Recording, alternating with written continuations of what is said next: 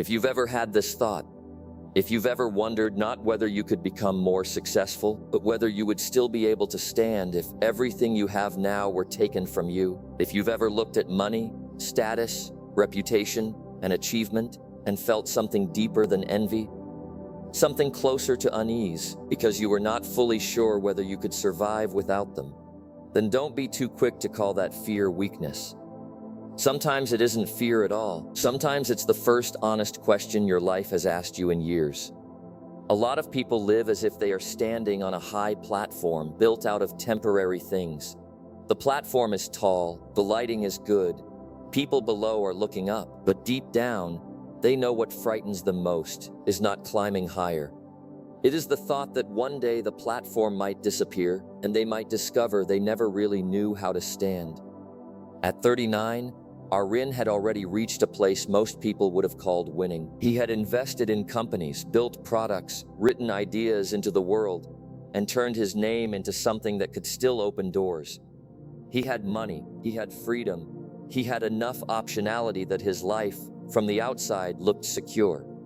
By all visible measures, he should have felt safe. But Arin almost never trusted visible measures, not because he was ungrateful, because he knew something most people learn too late. One of the most dangerous illusions in life is mistaking your current results for your actual strength. That night, he was alone in a suite near the harbor, outside the glass. The city lights were blurred by low mist. Two papers lay open on the table in front of him. One was an investment report from a deal that was likely to pay well. The other was an interview request from a major magazine. By all ordinary standards, this should have been a good night. But instead of feeling pleased, he found himself staring at his own hands in silence. Then a thought came to him, sudden and clean. What if tonight, someone walked in and took everything? The bank accounts, the real estate, the equity, the followers, the writing, the reputation, the professional identity, even this older, more composed version of himself. What if all of it disappeared at once? And what if by morning he were given only a young body again, along with the mind he had now, and dropped into a city like New York or London, with no money, no network, no name, and no one who knew who he was? Would he still be able to come back? Arin did not hesitate for long. His answer was not maybe, not probably. It was yes. Not because he was arrogant, because for the first time, he could feel with total clarity that what he truly owned had never been the things visible from the outside. What he truly owned was the pattern, the method, the internal system that could make a life again. He did not sleep that night. Instead, he pulled a blank sheet of paper toward him in the dark and wrote one line at the top. If everything were taken, how would I build again? The first line underneath it was simple. I would still spend the first 20 years on foundations. He did not begin with money. He did not begin with business, because he knew that what had eventually made everything else possible in his first life was not some single flash of brilliance, nor some convenient accident of timing. It was the slow accumulation of things that had looked boring at the time. Calculus, game theory, economics, logic, computer science, writing. None of those looked like leverage when he was young. None of them looked like speed. In an impatient culture, they barely looked like progress at all. But he had learned that the world is constantly changing its clothes, while its skeleton changes very little. Tools change, markets change, interfaces change. The language of the moment changes, but deep structures do not move nearly as much as people think. And once you have trained yourself to see structure, surface chaos becomes far less impressive. If he were thrown back to the beginning, he would not chase novelty first. He would rebuild his vision first. Because once you can see the frame beneath the noise, you stop being fooled so easily by whatever is fashionable. The second line he wrote was this: I would never again sell my life for a salary longer than necessary. This was not contempt for jobs. It was not contempt for work. It was simply a conclusion he had earned the hard way. Selling time can give you stability. It can even give you comfort. but it almost never gives you freedom. Time is finite, and wealth in its deepest form is built from things that continue working when you are not. Products, equity, code, media, reputation, ownership. In his first life, he had spent too long inside the sweet trap of respectable compensation. He had once believed that working harder inside someone else's system meant he was getting closer to freedom. Later, he understood that he had often just been becoming more useful to a machine that was not his. If he started again, he would leave that road sooner. Not because it had no value, because it was never meant to be the destination. The third line he wrote was, "From the first day, I would look for specific knowledge." He paused after writing it, because this was the point where most people nodded in theory and failed in practice. What is specific knowledge? It is not a standardized skill. It is not the thing everyone can be trained to do. It is not whatever can be easily taught, packaged, tested, and eventually replaced by cheaper labor or intelligent systems. Specific knowledge is usually stranger than that. It is where deep interest, natural tendency, and lived experience knot together into something that does not look entirely normal. At first, the market often does not even know what to call it, but when it matures, it becomes highly valuable, precisely because no one can fully copy it. Arin knew his own had never been a single, clean discipline. It was a hybrid, an obsession with technology, a habit of philosophical thinking, and an unusual ability to make complex things understandable. No company had ever posted a job opening for exactly that. So the first time around, he had spent years learning that if your real edge is unusual, you cannot wait for the world to label it for you. You have to build the position yourself. If he lived again, he would turn inward much earlier and ask a harder question. What would I still want to think about all day? Even if no one paid me, even if I had to pay for the privilege of exploring it. Because the answer to that question is often where the real leverage begins. Once you find that thing, work stops feeling entirely like work. It starts feeling closer to play.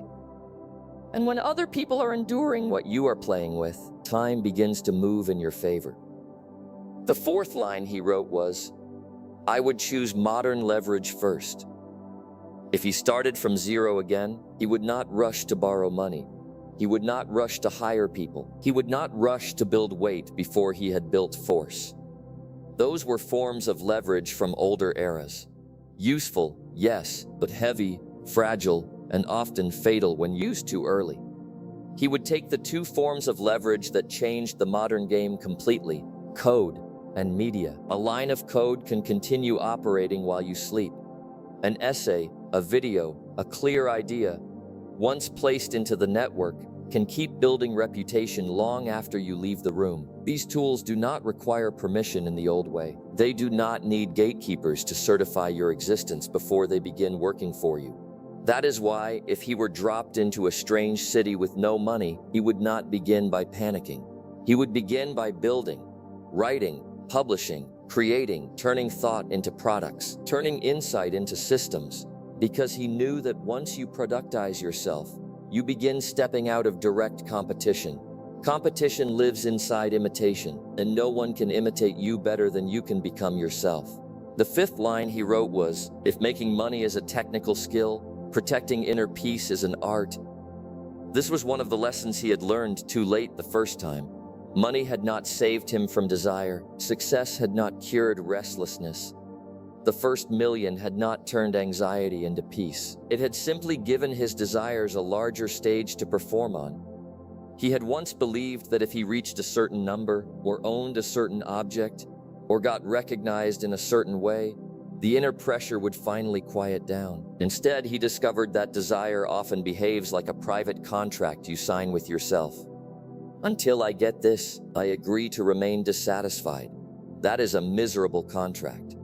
If he could begin again, he would begin much earlier with the discipline of the mind. He would meditate sooner, not to appear refined, not to imitate wisdom, but to train the restless animal inside the head, to sit still. Happiness is not a mood that happens to visit some lucky people. It is closer to a skill, like writing, like lifting, like coding, And the core of that skill is selective attention, learning what deserves your energy, learning what does not, learning when to step back from jealousy, anger, comparison, and unnecessary mental stories. The sixth line he wrote was, "Choose people as if your future depends on it." Because it does. If he could reset everything, he would move more slowly in love and more slowly in partnership. Because he knew by now that a business partner shapes the upper limit of your wealth, while a life partner shapes the lower limit of your peace. Tie yourself to someone unstable, chaotic, morally bent, or incapable of honesty, and no amount of money will protect the quality of your life. So if he started again, he would not rush to make deals. He would watch people first. Are they intelligent? Do they have energy? Are they principled? And principle would come first. Because a smart person without integrity is not an inconvenience, they are a disaster. The seventh line he wrote was, "When capital and credibility grow, stop earning only through labor." This too was something he had reached too slowly the first time. Eventually, the game changes. The real engine is no longer how much work you can personally perform. It becomes how well you can allocate capital, attention, people, and trust. That is where judgment becomes the true multiplier. And judgment does not come from charisma. It does not come from random intuition. It comes from deep models, from understanding cycles, from understanding people, from having a mind calm enough not to be hijacked every hour by fear or greed. If he did it again, he would still back ideas that looked slightly insane at first. He would still support people with fire before the rest of the world knew what to call them. Not only for return, but because participating in the building of the future was itself a kind of return. The eighth line he wrote was, "Modern life rewards asymmetry. So lean toward it." This was another truth he had not understood clearly enough when he was younger. Many risks are not nearly as large as they feel. Many rewards are much larger than people allow themselves to imagine. You can write one thoughtful piece and lose a few hours if no one reads it. Or it can travel farther than you expected and change the next 10 years of your life. You can build a company and fail, then return to work. Or you can build one thing that permanently changes your relationship with money and time. So if he had another run at life, he would be bolder, not more reckless, but more willing to place intelligent bets where the downside was limited and the upside was massive. The ninth line he wrote was, "Simplify your life until only the expensive things remain." Not expensive in price, expensive in worth. He no longer confused luxury with status. Houses, watches, rare objects, social symbols, many of these were just props in a game the culture had designed in advance, and anyone who plays that game too seriously ends up on the same treadmill. Comparison, performance, exhaustion, real status is not being admired by more people. Real status is no longer needing to prove anything. So if he began again, he would spend sooner on what actually buys freedom, time, health, experience, and the things that are technically free but existentially costly: sunlight, books, silence, conversations that are fully honest. The final line he wrote was, "Do not panic, do not worship. First, break things down." He knew that if life restarted now, there would still be waves. Web3, AI, whatever came next after that. He would not be swept away by hype. He would not be paralyzed by fear. He would do what he had always trained himself to do. Break it down. What problem does this actually solve? What efficiency does it create? Is it making value or only moving value around? Does it deserve a place inside the operating system of my life? He would use AI as an extraordinary intern. He would let it handle repetition, but he would never hand over judgment. Because in a world increasingly ruled by systems and prediction, the most valuable human traits become the least standardized ones. Judgment, creativity, taste, empathy, the ability to sense what matters. By the time the page was almost full, morning was beginning. Arin put the pen down and read the whole thing back to himself, and something in him went quiet. Not because he was suddenly richer, not because he had convinced himself he would never fail, but because for the first time he could see with great precision what he actually carried. Not the accounts, not the status, not the way people said his name. What he carried was a way, a method, a structure, an inner arrangement strong enough to build again. Most people think safety comes from holding on to enough. But a deeper kind of safety comes from something else entirely. Knowing that even if everything were erased, you still know how to make a self again. Outside, the mist above the harbor had begun to lift. Arin folded the paper and placed it in the bottom drawer of his desk. It was not a fantasy. It was proof that what he truly possessed was not a result, but a repeatable intelligence. Not one lucky life, but a way of building one. This is Otherworld Radio. The real bottom line of your life is not where you stand now. It is whether, if everything were taken away, you would still know how to walk yourself back into the light.